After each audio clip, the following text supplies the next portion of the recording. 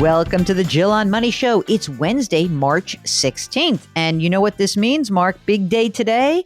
Federal Reserve meeting. We are going to get the first increase in rates since the COVID crisis began. We're moving off of the emergency level. We'll have more about that later in the week because I want to see what happens in the statement, et cetera.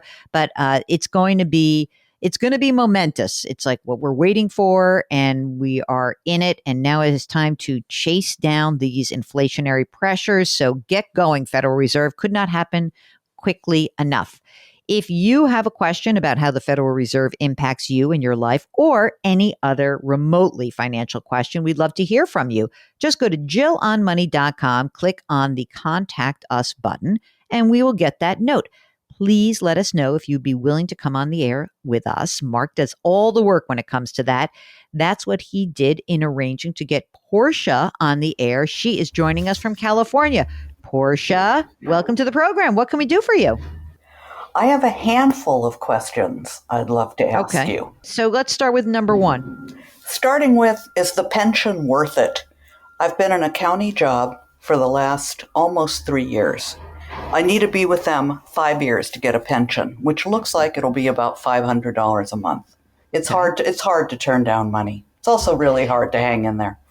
How much do you earn there? I earn about $75,000 a year, and it's not my primary source of income. Oh, it's not? No, I have some real estate. Okay. How old are you, Portia? I am 60. Do you like being there or what? What's the story with this job? I like being there as long as I don't have to go into the office, and I know that's going to be coming to an end. Oh, I see. Essentially, you need 2 more years to get the $500 a month, right? Yes. Let's talk more about other stuff coming in. So you said you've got rental property. Tell us more about that. I'm in California, so prices are astronomical. I just refinanced 2 properties. One is now at 2.8 and the other is at 3. 30-year fixed on both. Okay, so let's talk about the 2.8% mortgage. What is that property worth? About $880,000-900,000. So what is the outstanding mortgage amount? About $300,000. It's fully rented, right? Correct. What do you receive in rent? Let's say, give me the real number, not the depreciation one. Like, what do you collect a month net of your expenses? Let me think for a quick sec. It rents for $3,100. The monthly payment is now about $12. It's a condo. HOA dues are about $700. Property taxes, I think, are close to $12,000 a year.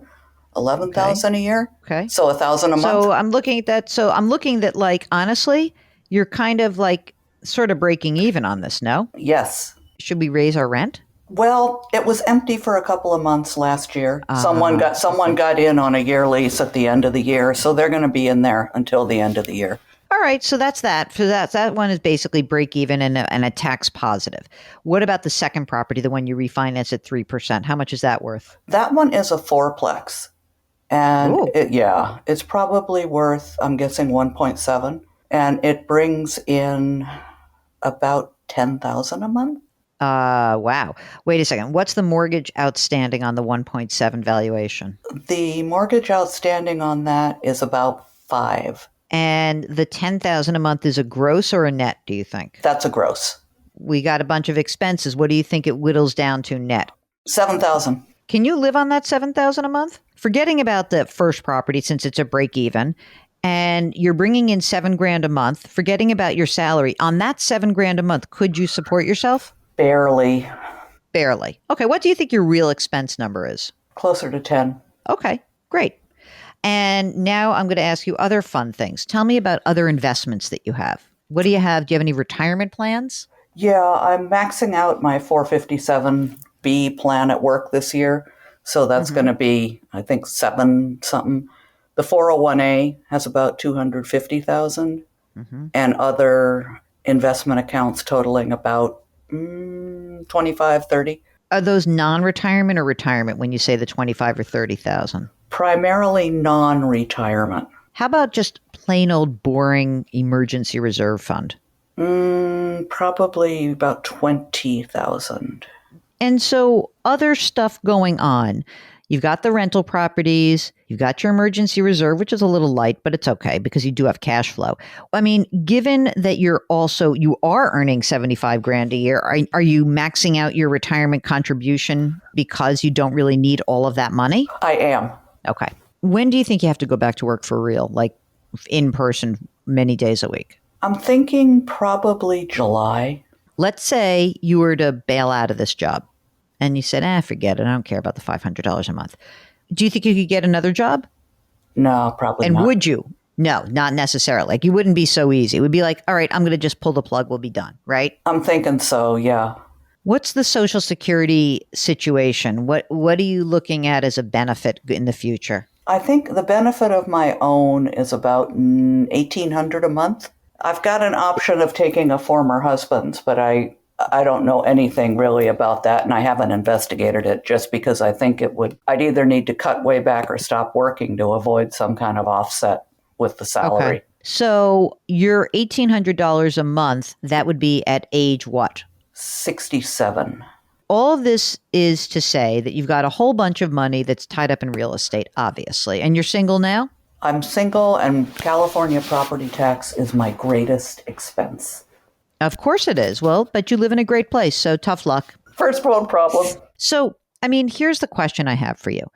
What sounds better? Let's go through a couple of options. One, work for 2 more years, keep socking away money. And I'd like you to, in socking away money, I wouldn't necessarily want you to put so much money away in retirement. I'd love for you to build up that emergency reserve fund a little bit. But you could do that for a couple of years, get your $500 a month, and also save some extra money. That's number one choice.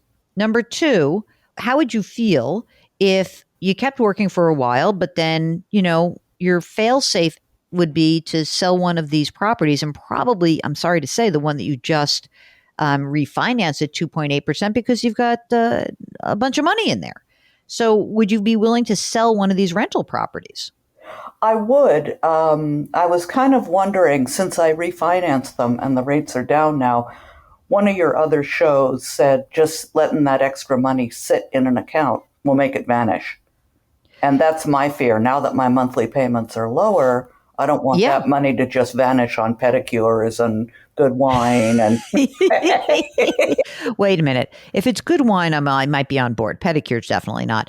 I think for you, what might be helpful is, not so much, I don't think you should do this job just for the pension, but I do think making 75 grand a year is real.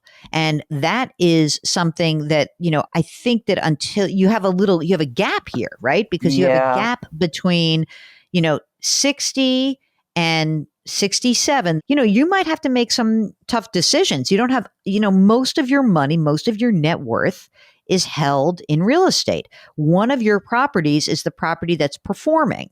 The first property, the 880, where you're breaking even, that's the one that's not performing so great. So I think there's a couple of things to consider. To get to your $10,000 a month that you need, we know that 7 of that is already in place, right? Because that's the fourplex. So where are we getting your $3,000 a month? You can work to get that $3,000 a month and stay in your $75,000 a year job. And the side benefit is that you're going to get a pension if you stick it out a couple more years. Again, I wouldn't do that just for the pension. I'm just saying that having a job at age 60, a job that and you can live with is not a bad thing. So then I think the other option would be either you have to raise the rent on that first property in the next year or two. But I have a feeling that if you don't raise the rent and it does not start bringing money in over the next couple of years, that you're going to be faced with the idea of, should I sell it? And I think that's a question to ask yourself. And I think if you were to sell it, let's just say it's 2 years from now, okay? And now you're 62 years old and you've got 5 years before you need to collect Social Security. If you were to sell that and let's say it's $1 million or even if it doesn't grow by that much, but you've got this money, you pay the capital gains tax that's due, you do your recapture, you got 400 or 500 grand. That is what you can use between age 62 and 67. And you use that to live on. And you use it to live on, not just for pedicures and for good wine, but you invest it. You'd open a brokerage account and maybe you'd get some help, maybe you wouldn't.